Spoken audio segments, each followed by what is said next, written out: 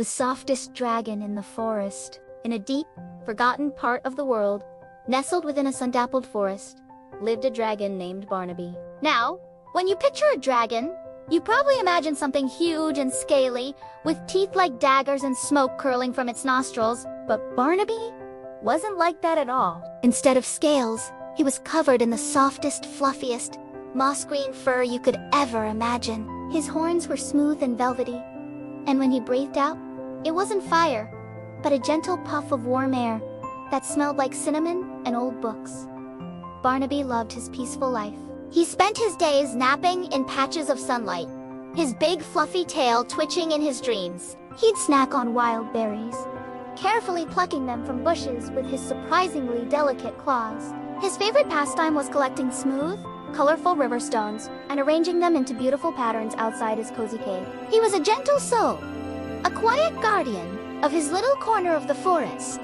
The other animals, from the tiniest field mice to the grumpy badgers, knew Barnaby was different. They weren't afraid of him. In fact, the younger animals often used his slumbering, fluffy belly as a bouncy castle, and he never minded one bit. But one day, a shadow fell over the forest. A real dragon, a fearsome beast named Ignis, arrived with a roar that shook the leaves from the trees. Ignis was everything Barnaby was not. Enormous, covered in jagged black scales, with eyes that burned like embers and a temper just as hot. He claimed the forest as his own, declaring that all its treasures, from the juiciest berries to the shiniest stones, now belonged to him. The animals trembled in fear. They had never known anything but peace, and now this terrifying creature had shattered it. The forest creatures, desperate and scared, went to Barnaby. "You're a dragon," a little squirrel chattered, his tail twitching nervously. "You have to fight him. You have to save us." Barnaby's fluffy ears drooped. Fight. He wouldn't even know how to begin. The thought of roaring and breathing fire was completely alien to him. He was a collector of stones, a professional napper, not a warrior, he tried to explain, his voice a soft rumble, that he wasn't that kind of dragon. But seeing the fearful eyes of his friends, he knew he had to do something. He couldn't let them down. Taking a deep breath, Barnaby padded out of his cave and walked towards the clearing where Ignis was loudly boasting of his power. As Barnaby approached, Ignis let out a derisive snort of laughter. "What is this?"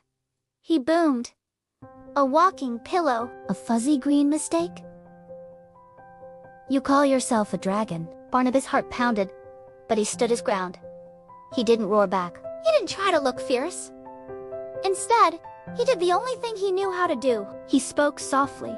"This is my home," he said, his voice gentle but firm. "And these are my friends. You are welcome to stay, but you must share. You must be kind." Ignis just laughed harder, and to prove his point, he unleashed a torrent of fire at a nearby ancient oak tree. The flames licked at the bark, and the animals cried out in despair. But then, something amazing happened. Barnaby, without a second thought, ran and threw himself in front of the tree, shielding it with his body. He squeezed his eyes shut, bracing for the searing pain. But it never came. His fur, it turned out, was not only incredibly soft, but also completely fireproof. It simply sizzled a little, smelling faintly of toasted marshmallows. Ignis stopped, his jaw dropping in disbelief. He had never seen anything like it. He shot another jet of fire, and another. Each time, Barnaby simply absorbed the flames, his fluffy coat protecting everything behind him. He wasn't fighting back. He was just enduring. He was protecting. Ignis, exhausted and utterly confused, finally stopped. He looked at the small, fluffy dragon, who was now covered in soot, but otherwise unharmed. He looked at the terrified animals hiding behind him. For the first time, Ignis saw not weakness, but a different kind of strength. A quiet, unshakable strength. From that day on, the forest changed. Ignis, humbled and intrigued by Barnabas's courage, decided to stay. But he wasn't a tyrant anymore. Barnaby taught him that there was more to life than roaring and hoarding. He showed him the simple joy of finding a perfectly smooth stone, the warmth of the sun on your back, and the quiet comfort of friendship. Ignis learned to control his fire, using it only to warm the forest on cold nights, or to roast berries to perfection. The two dragons, one hard and scaly, the other soft and fluffy, became the unlikeliest of friends. And they proved that true strength isn't about how much fire you can breathe, but how much warmth you can share. The forest was safer and happier than ever before.